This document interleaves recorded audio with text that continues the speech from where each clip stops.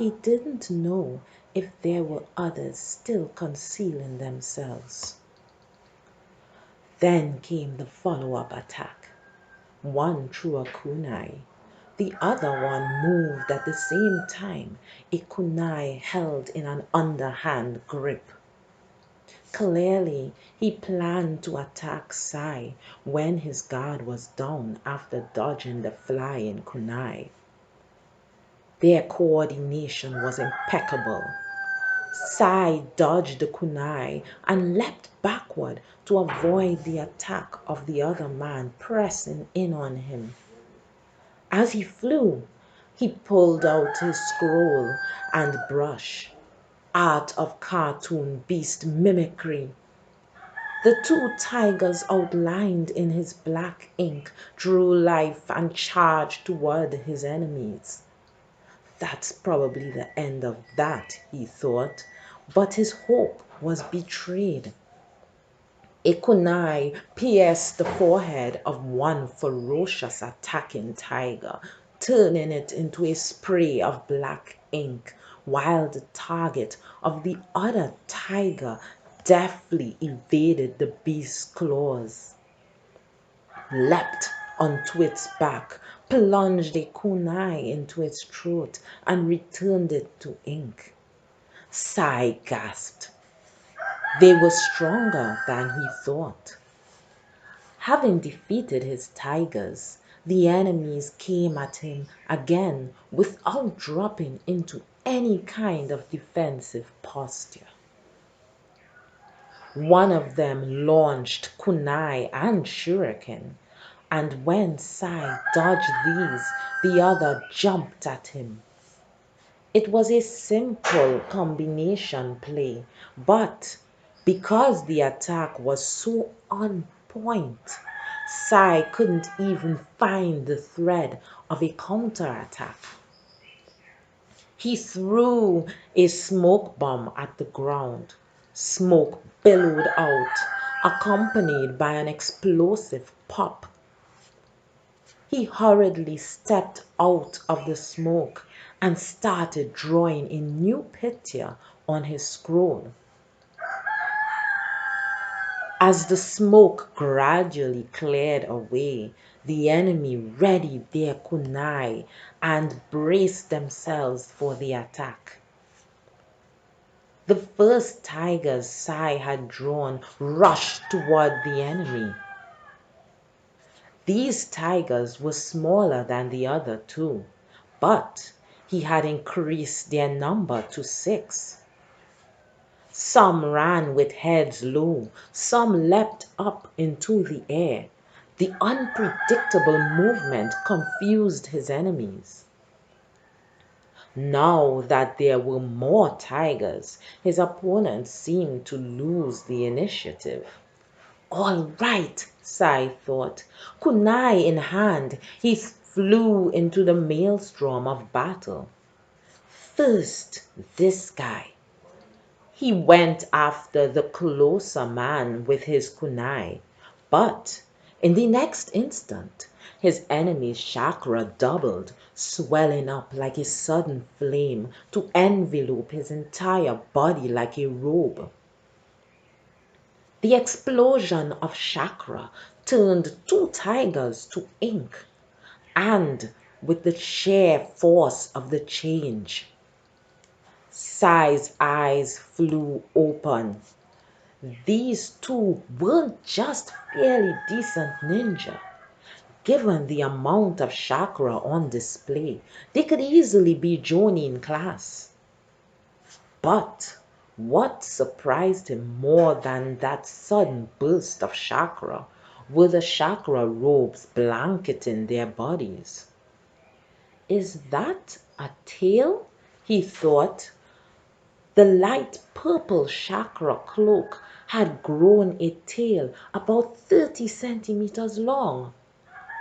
But that was as much observing as he got to do. Slipping through the attack of the tigers, one of the ninja closed the distance between him and Sai.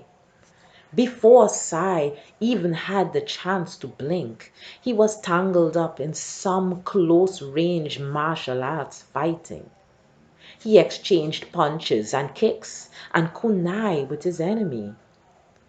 The other man abruptly bent over and swept his legs out. On the receiving end of the sweeping kick, Sai tumbled to the ground. The enemy was on top of him immediately, plunging his kunai downward. Unable to dodge, Sai watched the tip pierce his chest. Instantly, his body turned back into ink.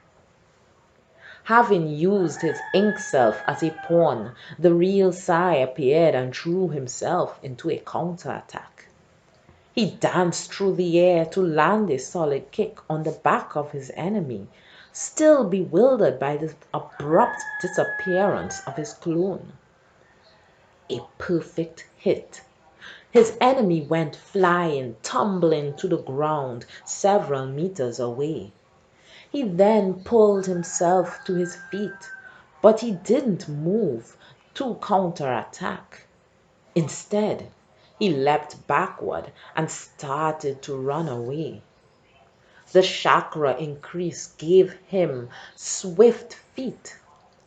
Go after him, Sai thought, or his eyes flew to his other opponent. Apparently, being left alone to take on 4 tigers was no easy ride. His enemy appeared to have defeated 2 of the inked beasts, but the remaining 2 had him pinned to the ground. The chakra robe had disappeared. Sai gave up on the fleeing man and walked over to the man pinned to the ground. Belly to the earth, the man turned his face to the side and let out a pained groan. Beneath the mask, Sai could see eyes glaring at him. But those eyes also contained a hint of fear. Who are you? Sai asked.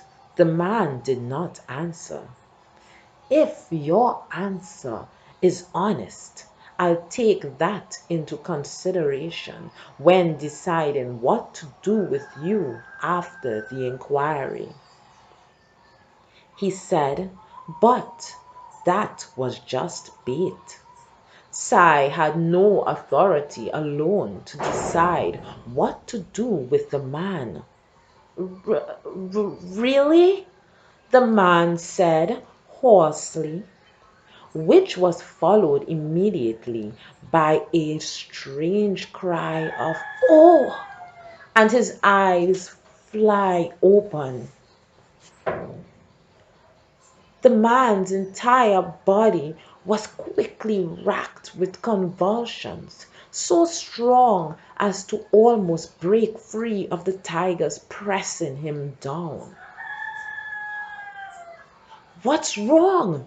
Sai returned the tigers to ink and crouched down beside the man. His breathing was shallow and growing distant.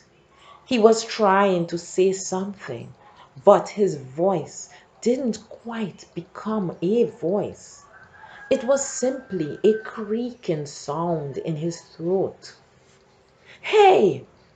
He reached out to touch the man and understood the danger. On the nape of the man's neck, a pattern like Sanskrit characters popped up. Crap! This guy!